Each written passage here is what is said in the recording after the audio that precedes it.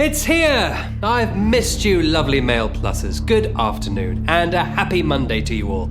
Hope you've had a refreshing weekend in the sun and are ready for some quick-fire trivia action.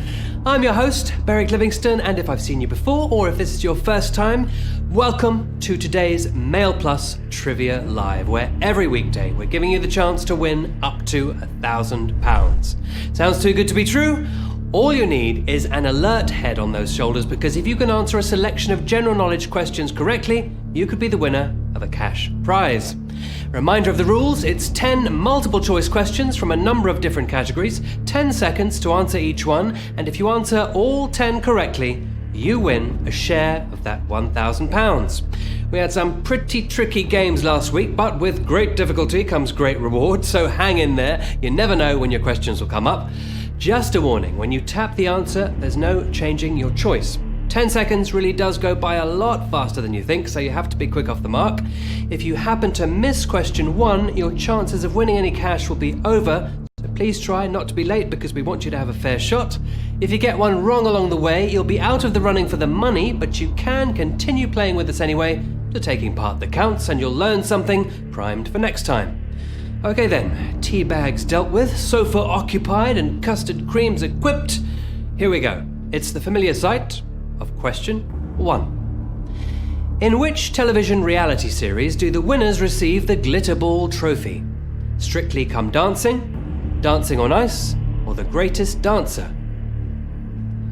This trophy has been said to be cursed, as it broke just days before last year's final.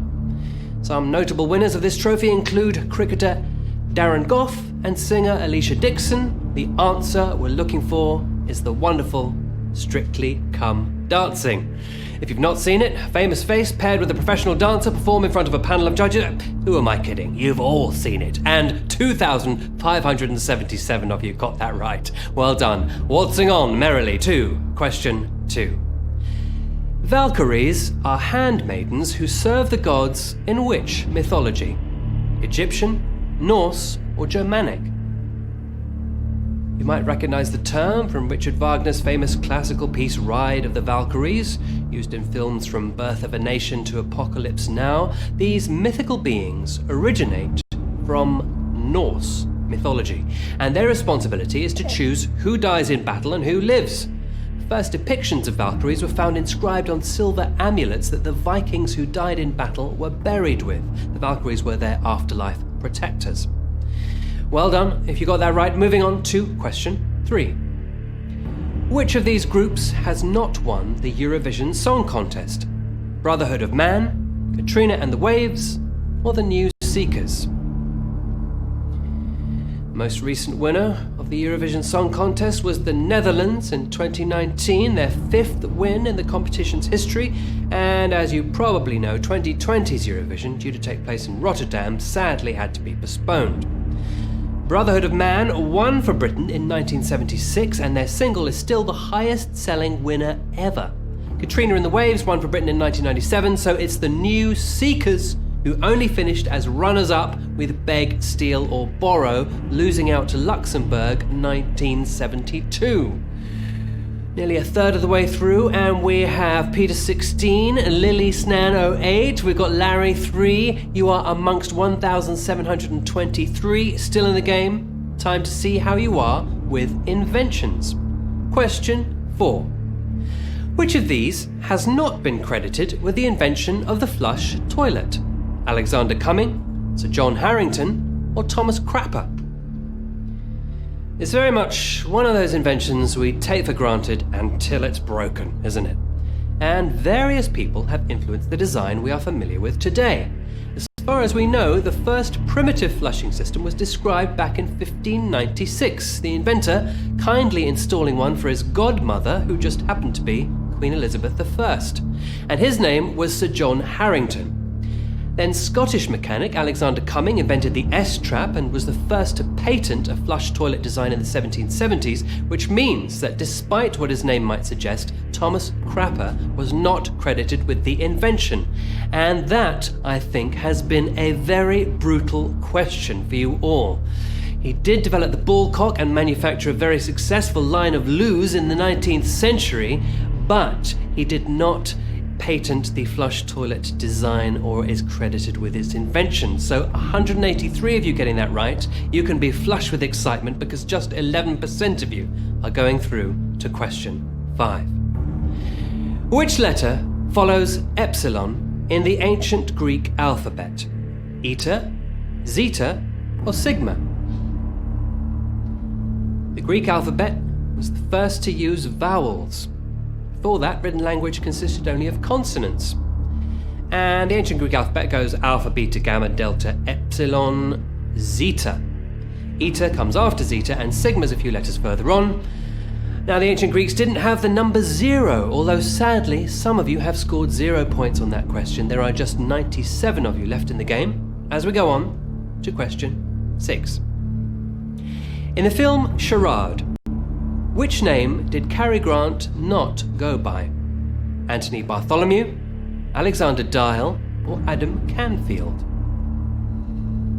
Shot on location in Paris, relatively small cast boasting 4 Oscar winners, the film follows Cary Grant hiding under various identities, keeping his love interest Audrey Hepburn guessing who he really is throughout. Anthony Bartholomew was not one of the names that Cary Grant's character adopted in the film that's been described as the best Hitchcock movie that Hitchcock never made. So if you're a Hitchcock fan, check it out. And checking in with my computer here as we get into the last section of the quiz, we have Grant 1, we have Kolya J, we've got Matisse 1, and 46 of you still very much in with a chance at getting your hands on some cash. It's gonna get a little trickier now. I've got a feeling you've got what it takes. Here's question 7. Which of these television series was not a spin-off from Happy Days? Rhoda, Mork and Mindy, or Laverne and Shirley? Birthplace of the iconic leather jacket-wearing epitome of cool character Fonzie, who said he came up with the catchphrase "Hey" because he had trouble learning lines and wanted to reduce a whole paragraph to one word. The television show Rhoda was not a spin-off of Happy Days, but of the Mary Tyler Moore Show. Henry Winkler coincidentally did guest star in it though, and Rhoda itself had its own animated spin-off about Carlton, the doorman to Rhoda's building. 34 of you getting that one right, well done. On to question 8. Which of these actors has not played the role of Margaret Thatcher on television or on film? Greta Scacchi, Leslie Manville, or Juliet Stevenson?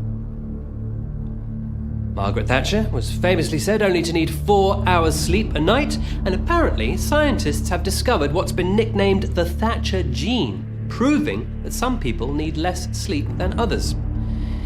And the answer we're looking for here is Juliet Stevenson. She has not yet played Margaret Thatcher and is the right answer here. Leslie Manville portrayed her in a miniseries The Queen, and Greta Scacchi in Geoffrey Archer's BBC One drama The Truth. Other actors to have portrayed her include Meryl Streep, of course, and comedian Steve Nallen, who voiced her character in the puppet-based series Spitting Image. We're on to the final 2 questions now. Only 2 clicks away. The tension is in the air. We have Cheyenne 2791, got Delco, we've got the Coco, and there are 20 of you still in the game. How calm can you stay under pressure? We're about to find out as we move on to question 9. Which of these are there most of in the normal human body? Adult teeth, vertebrae, or ribs? Quick counting exercise for you all. If you've got one hand free, you might just have enough time to check, but be quick. Adults have 32 teeth, although probably less if you're a professional boxer, and 24 ribs. But there are 33 vertebrae, which is the answer we're looking for, which might seem like more than you'd expect, but the coccyx, which is usually seen as one segment, is actually 4 vertebrae fused together to appear as one, much like the skull, which is 22 bones fused to appear as one.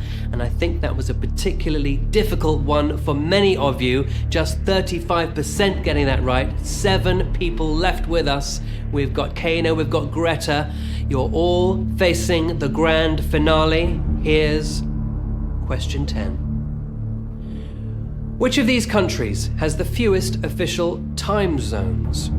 China, Russia, or Australia? potentially a slightly easier one to finish. We're going lightly on you after last week, but make sure you tap what you think is the right answer and stick to your guns, because remember, you can't change it. The answer is China, which is almost as wide as the United States, but astonishingly has had just one official time zone since about 1949. Russia is so vast that it has 11 time zones, so technically, if you drove fast enough west, you could experience 11 different New Year's Eve celebrations. Now that was a hard one, a few trickster questions there, but we do have some courageous champions among us. A huge congratulations to our 4 winners who got through. You can now boast to your pals and you'll have the cash to prove it. Very, very well done to Colonial 96, to Kano, to Ben 44 and to Jack Ray. Well done, 10 questions answered correctly in a row. That is not easy. Today's prize pot will be split between you, £250 each. If you're leaving without a prize, you're welcome to as many goes as you want this week, so please do tune in to see if the next set of questions work out better for you. And why not get your friends and family involved? No better motivator than an element of competition amongst your loved ones. For those of you who are looking for more, I'd like to mention the offer we're running that's available for a limited time only. We're giving away a £5 Marks & Spencer voucher with every new subscription to the Daily Mail Plus digital edition, which is currently just £1 for the first 30-day trial. So, if some daily interactive crosswords and Sudoku is what you're after, get cracking on our website. Once again, thanks for taking part, and we'll see you all tomorrow for another chance to win £1,000 on Mail Plus Trivia Live. Goodbye.